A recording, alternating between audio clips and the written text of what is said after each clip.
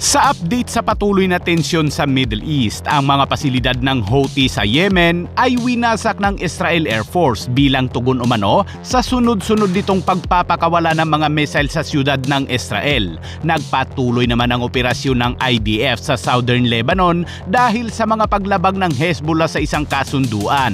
At ang mga rebeldeng grupo naman ay nagbanta sa China na aatakihin nila ang China dahil sa mga pang-aangkin umano nito ng teritoryo at pagsupil sa mga Uyghur. Kaya't para malaman ang buong detalye ay tumutok at makinig na mabuti.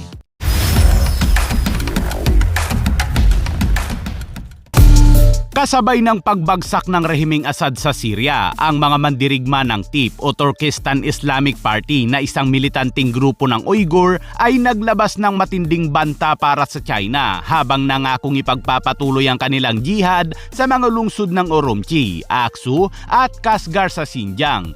Ang grupo ay naiulat na aktibo sa Syria sa loob ng mahigit isang dekada mula nang tumakas noon dahil sa pang-aapi umano sa kanila ng China. Ang Turkestan Islamic Party ay aktwal na nagpakita ng kanilang mga kakayahan sa militar at pakikilaho kasama ang iba pang mga paksyon ng mga rebelde sa Syria upang labanan ang mga puwersa ng rehimeng Assad.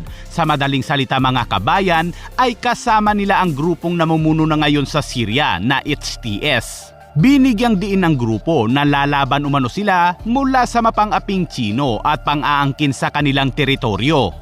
أنا محمد عبد الله العلي نسيت معلش يا مان. Talagang inilarawan ng Turkestan Islamic Party ang pakikibaka nito bilang bahagi ng isang mas malawak na jihad para sa kanilang kalayaan habang binibigyang din ng mga naranasang hirap ng mga Uyghur mula sa pagtrato umano ng mga otoridad ng China na kinabibilangan ng mga malawakang detensyon at pagsupil sa kanilang kultura at pag-aangkin sa kanilang teritoryo sa Xinjiang, China. Nag-alala naman ng mga eksperto tungkol sa potensyal na pag-atake ng mga rebelding grupo dahil sa malaki umanong militar ang kanilang babanggain. Ang mga militar umano ng China ay mas malakas dahil bukod sa madami ay may mga advanced din itong kagamitang pangdigma na magdudulot ng malaking hamon sa anumang organisadong paglaban mula sa Turkestan Islamic Party. Habang ang rebelding grupo ay mayroong puwersa sa Syria kasama ang HTS ay may branch din ito sa Turkestan, Afghanistan at Pakistan. At bukod pa dyan ay kaalyado din ito ang Islamic Movement ng Uzbekistan. Malaking grupo din pala ito kung magsama-sama mga kabayan. Well, abangan na lang natin ang kanilang banta mga kabayan kung itutuloy nga talaga nila ang kanilang bantang lulusob sa China.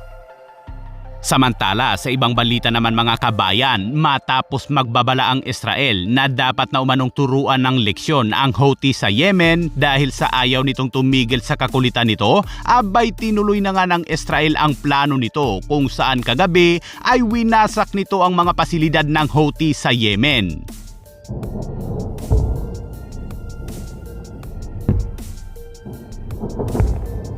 Base sa report ay tinarget umano ng Israel Air Force ang mga power plants sa Sanaa, Hudaydah at Ras Isa sa Yemen. Base sa tala ay 12 missiles ang ipinakawala ng Israel Air Force, 4 na missiles sa Hasis Power Plant, 2 missiles sa Dihaban Power Plant sa timog kabisiran ng Sanaa at 4 na missiles naman sa daungan ng Hudaydah at 2 missiles sa pasilidad ng langis sa Ras Isa. Kaya naman ang airstrike ng Israel ay nagpaliwanag sa madilim na lugar ng Yemen.